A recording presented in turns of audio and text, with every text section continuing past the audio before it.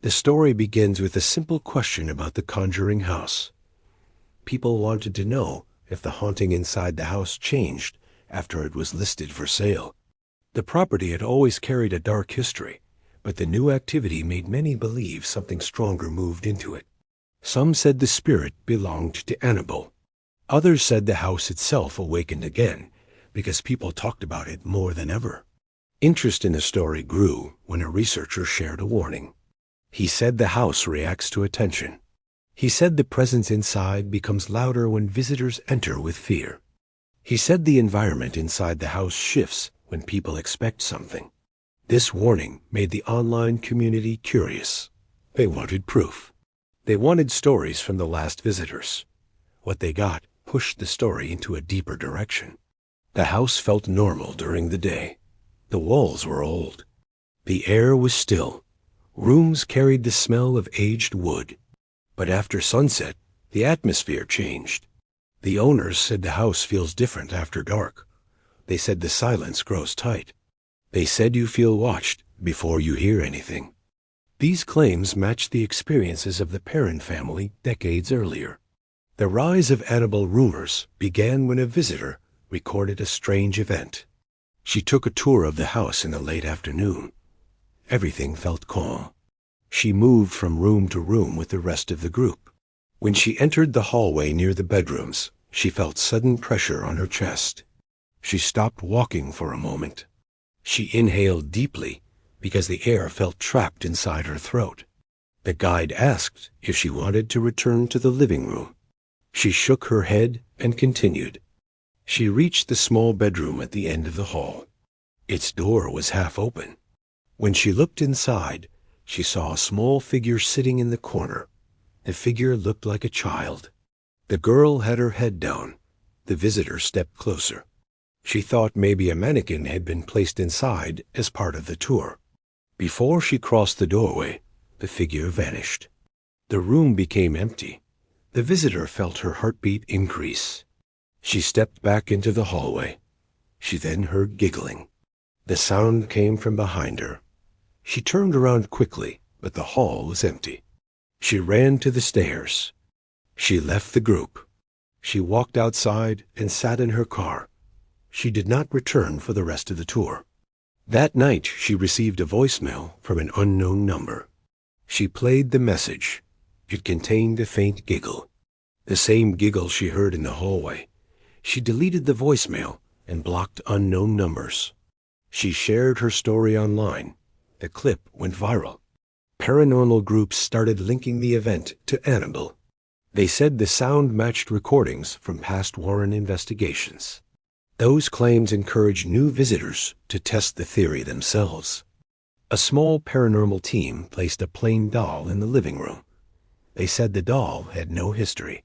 They only wanted to use it as a trigger object. They placed 3 cameras around the room. They left the house and watched the feed from a car parked outside. Around midnight, the doll shifted slightly. The head tilted an inch. The team checked the footage. No wind. No vibrations. No shadows near it. The team played the clip again. They noticed something else. A dark shape moved near the wall behind the doll. The shape passed quickly. It looked thin and small. The team re-entered the house to retrieve the camera. Their flashlight flickered as soon as they entered the door. They picked up the doll and placed it in the car. The person holding it felt the doll vibrate. He dropped it onto the seat. The team ended the investigation early. They believed something in the house responded to the doll. They did not say it was Annabelle. They only said the reaction was too strong for a simple object. The rumor grew when a psychic entered the property. She walked through the rooms with slow steps. She said the house held crowded energy. She said many spirits were inside. She said one presence was different. She said it felt like an intruder. She said this presence felt small but intense. It followed her from room to room. She refused to enter the basement. She said something waited at the bottom of the stairs. Her report spread online. People linked her words to Annabelle's spirit. They said the doll's influence might have found a new home. They said the energy inside the conjuring house increased because people kept talking about the sale. They said attention created a path. The owners of the house did not confirm anything. They said the stories help keep the history alive. They also said the house does not need exaggeration. They said the activity speaks for itself.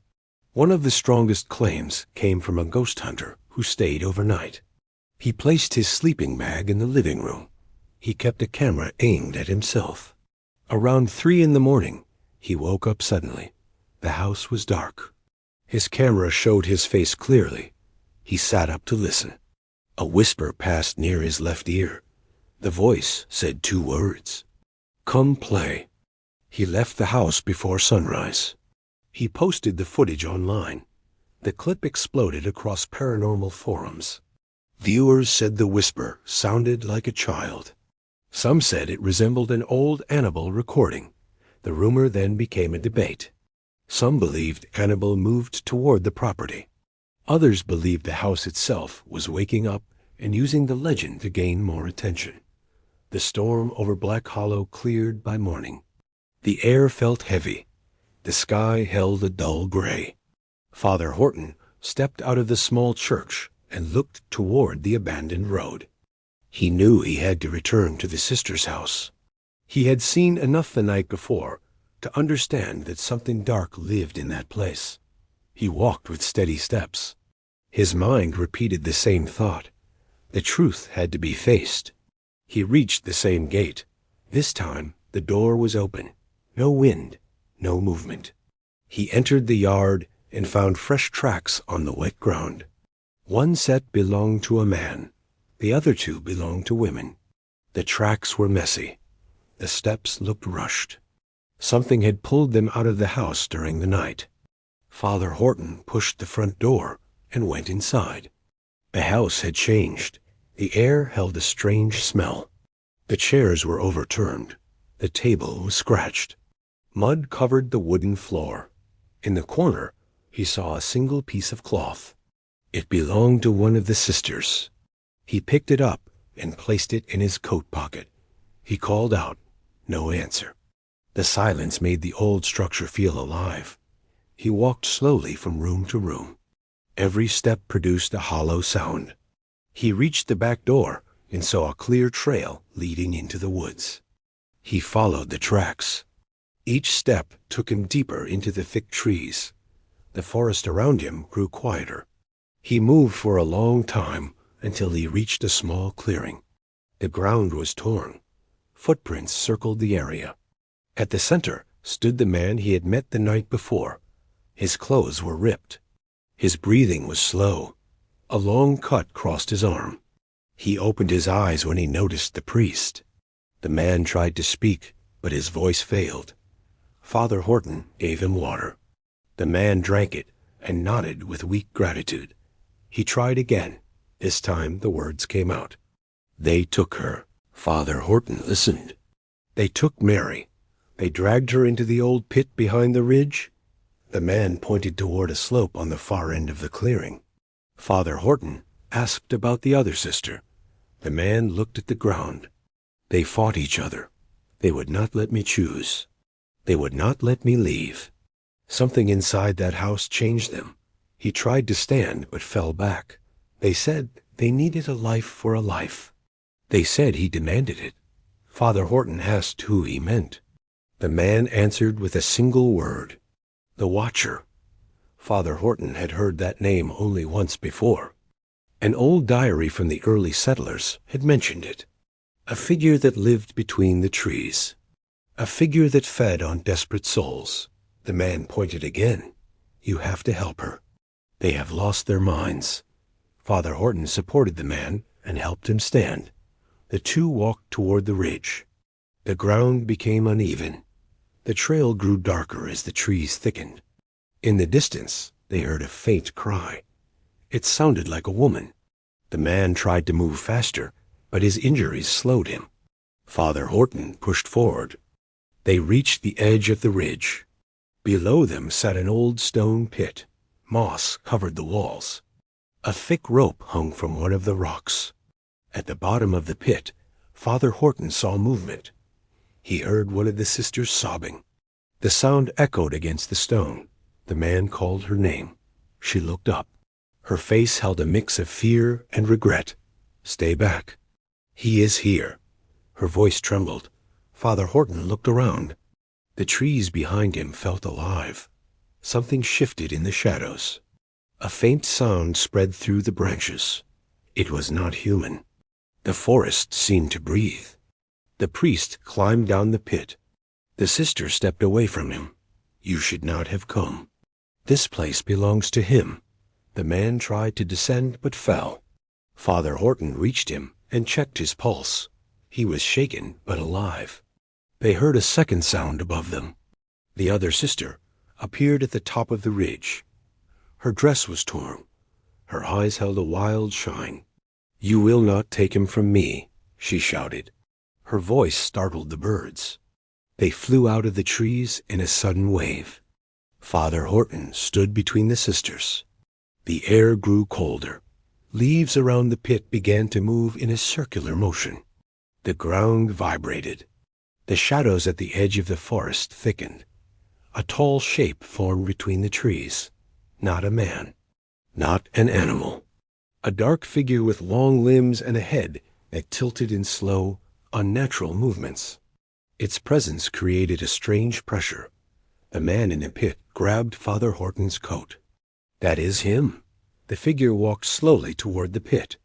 Each step made the earth shake. The sisters screamed. The man prayed under his breath. Father Horton felt as if the air had turned heavy. The figure reached the edge and looked down at them. The shadows around it spread along the ground. The trees bent toward it. The forest responded to its arrival. One of the sisters fell to her knees. "You promised. You said he would stay. You said we would not be alone." Her voice broke. Father Horton understood the truth. The sisters had struck a bargain. They had believed they could control something ancient. They had used the man as an offering. They had tried to keep him tied to the house with a ritual they did not fully understand. The creature lowered its head. Its attention moved from the sisters to the man, then to Father Horton. The ground split slightly near the base of the pit. A deep crack formed. Wind rushed upward. The creature raised its arm. The first sister screamed.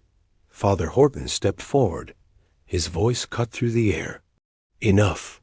His words froze everything. The sisters stopped moving. The creature held its arm in place. The forest paused. Father Horton reached into his coat and pulled out the small cloth he had taken from the house. He held it up. "You never wanted them. You fed on fear. You fed on their loneliness. This ends now." The creature tilted its head. The shadows around it pulled away.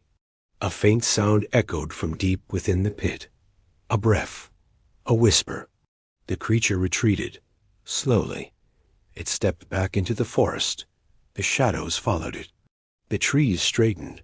The ground stopped shaking. Silence returned. The sisters collapsed to the ground. The man breathed with relief. Father Horton climbed up and helped each of them out. The forest felt lighter. The air carried no weight. He guided the man and the sisters toward the village road. No one spoke for a long time. When they reached the open fields, the sun broke through the clouds. The simple sight felt powerful after the darkness they had faced. Father Horton looked back at the forest. The ridge stood silent.